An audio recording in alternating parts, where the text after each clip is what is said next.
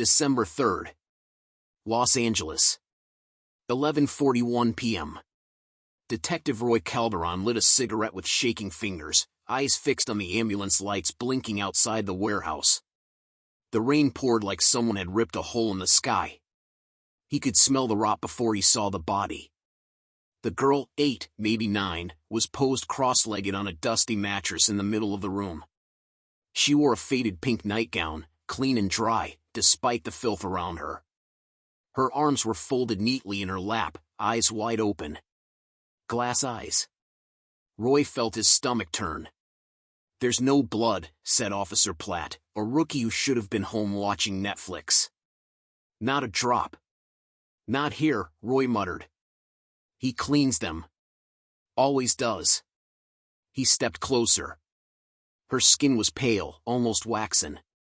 The neck showed signs of strangulation, deep bruises and 2 broken capillaries under her chin.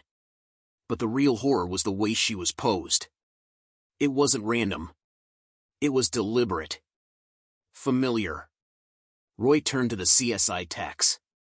"Photograph everything. Especially the position. Hands. Legs. Head tilt." Platt cleared his throat. "Sir, does this remind you of anything?" Roy didn't answer. He already knew. He'd seen it before. Not in any case file. In a Sears catalog. From 1987. A little girl smiling in a pink nightgown on a mattress in a cozy bedroom setup, except this girl wasn't smiling. Her mouth had been stitched shut with surgical thread. December 4th. Hollenbeck Division. 7:52 a.m. Roy stared at the copy of the old catalog page taped above his desk. He'd found it online, took hours digging through retro collector forums. The similarities were chilling: same pose, same color gown, same mattress size, even the bend of her wrist. 3 victims in 3 months. All young. All arranged like dolls and photos from decades past. No DNA. No fingerprints. No known witnesses. No sign of sexual assault. Just silence. Cold. Method. He sipped coffee that tasted like acid and called up the coroner's report on his screen. Ligature strangulation. Time of death estimated between 7 p.m. and 10 p.m. No signs of external injuries or penetration. Incisions in cheeks made post-mortem to insert fishing line through lips, stitched closed from inside. Extremely skilled. Possibly surgical training. Roy lit another cigarette and stared out the window. He hadn't slept more than 4 hours in 3 days. Every time he closed his eyes, he saw his sister's face. Long gone. Lost to a predator they'd never caught. Same pattern. Same age. Same city. December 6th. East Los Angeles. 10:09 a.m. He drove out to the old theater where the second victim had been found, in the storage closet, folded into a cardboard box, arms and legs twisted into a ballerina pose. That one had matched a 1991 Barbie ballet ad. There were no cameras. No one saw anything. But the janitor had mentioned something odd. A guy with a box. Big plastic bin, like you'd put toys in.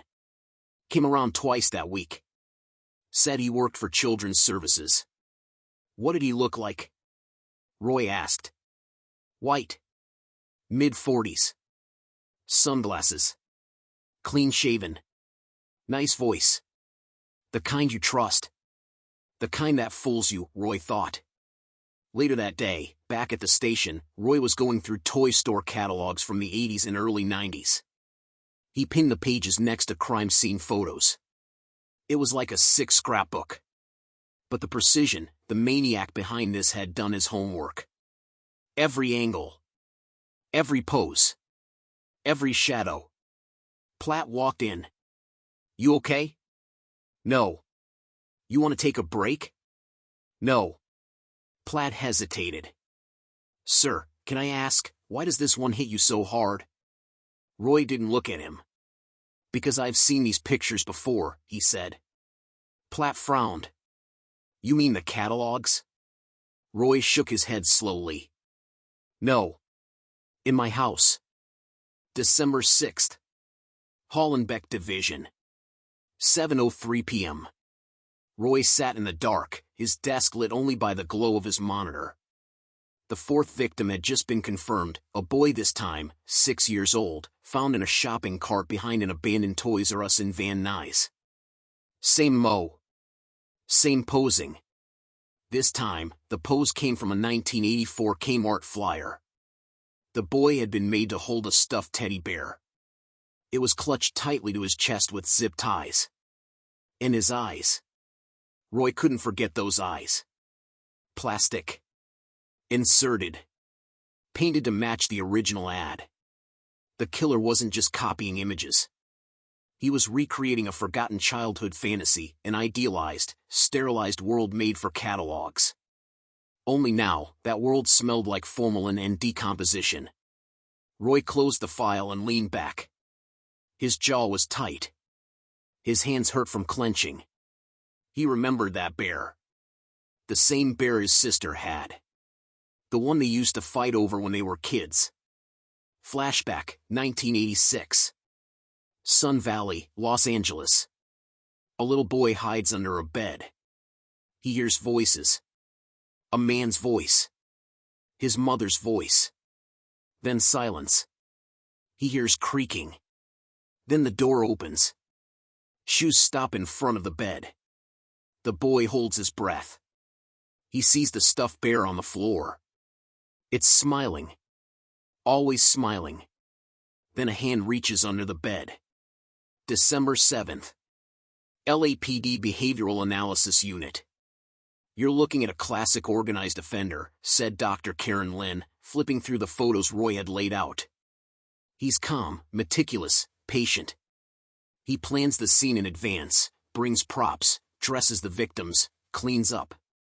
Likely white male, late 30s to 50s. Above average intelligence. Possibly works or worked in a field related to advertising, catalog design, or even pediatrics. Roy nodded. And the fake glass eyes? Dr. Lynn paused. It's not just about control. It's about creating something. A version of innocence, frozen in time. Taxidermy. Exactly. She picked up the oldest photo, the one with the girl in the pink gown. Someone who does this, they're not experimenting. They've done this before. Maybe even as a child. Maybe it started with animals. Maybe with dolls. Roy's face darkened. Maybe with a sister. Later that day. Roy's apartment. He sat on the edge of his bed, catalog pages spread out like tarot cards. He pulled out the photo again, his sister Elena, age 9, smiling at her birthday. A pink bear in her arms. The same one. She went missing in July 1988. Her body was never found. Just the bear. It had been cleaned. And someone had stitched her name inside it. Not their mother. Not Roy. Someone else. He never told anyone.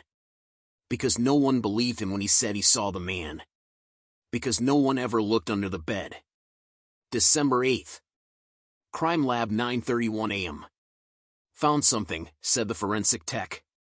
They had re-examined the fishing line used in the latest case. Inside the threads were microscopic particles, cotton, adhesive residue, and something strange, fragments of gloss paper. Catalog paper, Roy said quietly. Yeah. Like someone was cutting pieces out and using them for something. He nodded slowly.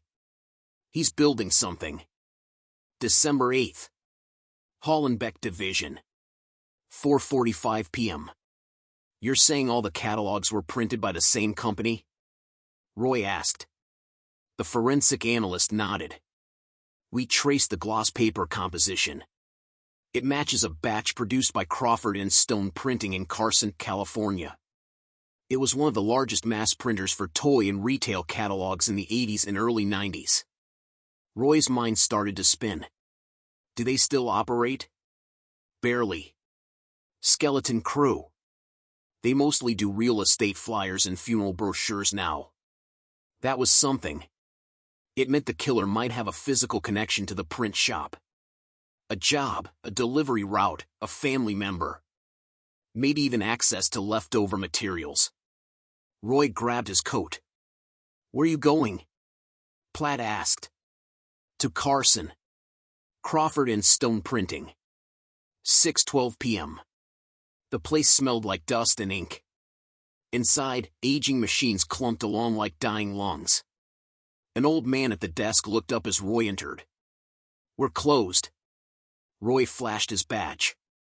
"Not to me." He explained the situation. The man's eyes got heavy when Roy mentioned the children. "We used to run those catalogs all day and night," the man said. Back then, the ads weren't just pictures. They were dreams. Every detail mattered. Who designed the layouts? Used to be a guy named Harold Buckley. Worked freelance. Came in twice a month. Obsessed with symmetry. Weird guy. Wore gloves indoors. Roy scribbled it down. Still alive? Far as I know. Got fired after a breakdown in '93. Started ranting about purity of image and fixing faces. Real loony. Where'd he go after? No clue. Roy took the name, but it didn't sit right. Something was off. December 9th. Roy's apartment. 2:23 a.m. He couldn't sleep. He pulled out the teddy bear again, the one from Elena's case. He unstitched the lining and found the tag inside. Juniper Academy for Boys. A private boarding school in the San Bernardino Mountains. Roy's hands trembled. That wasn't his sister's school. Hell, she never went to school up there. But the bear had been cleaned, restuffed, and re-tagged. Someone had replaced the label. Intentionally. Roy stared at the name for a long time. Then picked up the phone. Flashback, 1991. San Bernardino Mountains. A group of boys stood outside a chapel in the snow. One was crying. Inside, the priest had a camera. He called it a modeling project. They all wore pajamas. They all smiled. And none of them understood what was really happening. December 9th. Juniper Academy. 10:14 a.m. The building looked like a postcard, pine trees, white roof, American flag. Too clean. Too quiet. The headmaster was a plump man in his 60s with watery eyes. "Detective Calderon, you said it's about an old student?" Roy showed him the tag. "Do you keep alumni records?" "From the '80s? Not many. Fire in '94 destroyed part of the archive." Convenient, Roy thought. "I'm looking for a Harold Buckley." The man paled. "He volunteered here. Art program. Late '80s. Did he ever take photos of the students?" The headmaster hesitated. Back then, people didn't ask many questions. December 9th. Juniper Academy. 11:02 a.m. The headmaster brought out a dusty box labeled Archive, 1987 to 1990. Some photos survived the fire. Mostly yearbooks and PR material. Roy pulled on gloves. Inside were plastic binders filled with grainy images. Classrooms. Playgrounds. Children smiling in forced poses. Then he saw it. A group shot, boys lined up in pajamas outside the chapel. And in the background, barely visible, a man in black gloves holding a camera. Roy's breath stopped. Who took these? Volunteers. Staff. Sometimes. Buckley. Roy flipped through more pages. In some photos, the boys were holding toys. Not real ones, props, pristine and unused. Each pose eerily familiar. He stopped at one photo. A boy sitting cross-legged, holding a pink teddy bear. Same pose. Same bear. Not a Sears ad. A mock-up. Roy's skin crawled. The killer hadn't been inspired by catalog images. He created them. December 10th. LAPD Archives. 1:25 p.m. Roy met with the department's video restoration tech. I need everything recovered from this. He handed over a VHS tape labeled Juniper 1989, modeling class. Found in the same box. The tech raised an eyebrow. This looks degraded. I don't care if it's static. Just pull what you can. Hours passed. When Roy returned, the tech looked pale. I cleaned up 3 minutes of footage. You need to see this alone. Screening room. The footage crackled, distorted by age. A boy, 9, maybe 10, stood stiffly in front of a backdrop painted like a bedroom. Pajamas. Stuffed bear. A voice off screen. Now smile for me. The boy forced a grin. Wider. Good. Now tilt your head. A black-gloved hand reached in to adjust his hair. Roy's chest tightened. He recognized the hand. He had seen it in dreams. In nightmares. Under the bed. He watched in silence as the boy posed like a doll. Then the frame froze. The boy looked straight at the camera. His smile dropped. His lips barely moved. But Roy read them clearly. Help me. December 11th. Roy's apartment. 2:47 a.m. He couldn't breathe. He hadn't spoken to anyone since the tape. That boy. He knew him. He knew exactly who he was. It wasn't just a victim. It wasn't just a case. It was him. December 12th. Hollenbeck Division. 8:17 a.m. Roy didn't sleep. He barely spoke. The tape ran on a loop in his head. The boy with the bear. The whispered plea. He stared at the case board in front of him. All 4 victims. Posed. Preserved. Silent. The catalog pages pinned beneath them were no longer references. They were evidence. Created by a man who had once posed children like dolls. A man Roy now remembered. Harold Buckley. And Roy wasn't the only one who survived him. Juniper Academy Records Office. The school had a hidden folder, long buried under disciplinary actions. 7 boys. All from 1987 to 1991. All listed as problematic or emotionally unstable. All disappeared from the school's registry without explanation. Roy ran facial recognition on the photos. 2 matched the victims. Another was confirmed dead, suicide, 1998. The rest? Unaccounted for. Except one. Kyle Mercer. Last known address, a trailer outside Barstow. December 13th. Barstow, California. 5:44 p.m. The trailer looked abandoned. Overgrown weeds, broken window, satellite dish pointed at the dirt. Roy approached with his gun drawn. Inside, it smelled like mold and cigarettes. Stacks of photo prints were everywhere. Pages torn from toy catalogs, glued to cardboard. Dolls with their eyes removed. A calendar with red XS marking each kill. Roy found a back room. The walls were covered in old photos. Children from Juniper. One photo stopped him cold. It was him. 8 years old. Sitting with a pink bear. Eyes lifeless. A floorboard creaked. Roy turned. Gun raised. A figure stood in the shadows. Mid-40s. Slender. Hands shaking. Kyle Mercer. I knew you'd come, he whispered. I remember you. You were the only one who didn't scream. Roy's voice was cold. You killed those kids. Kyle didn't deny it. They were still frozen in time. I just put them back where they belonged.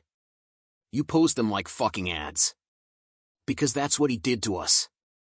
You forgot? The pajamas. The hair. The hands. He made us smile. He made us perfect. And when we stopped smiling, he stopped loving us. Silence. Kyle stepped closer. I found his old boxes. His notes. His sketches. He was an artist, Roy. A sick one. And I wanted to finish his gallery. Roy's hand tightened on the trigger. Kyle smiled. It was supposed to be you next. Fifth photo. Full circle. But Roy didn't shoot. He lowered the gun. You don't get to make me part of your gallery. Kyle's face crumbled. Roy stepped forward, grabbed his arm, and cuffed him. December 14th. Interview room. 10:31 a.m. Kyle confessed to all 4 murders. Detailed everything. He'd kept journals. Diagrams. Catalogs. He'd followed Buckley's methods to the letter. But Buckley himself? Long dead. Overdose in 2002. Unidentified at the time. Found in a motel in Texas. Kyle had found his body years later while searching records. Then he'd broken into the evidence room, stolen the old photos, and built the fantasy world from scratch. A shrine to the man who broke them. And a punishment for those who survived. December 15th. Roy's apartment. 11:58 p.m. Roy sat alone, the old teddy bear in his lap. He'd saved others. But he didn't feel saved. He'd spent his life running from something that had already named him. He looked at the stitched label inside the bear. The name was gone now. Worn away. But the scar remained. And scars never lie.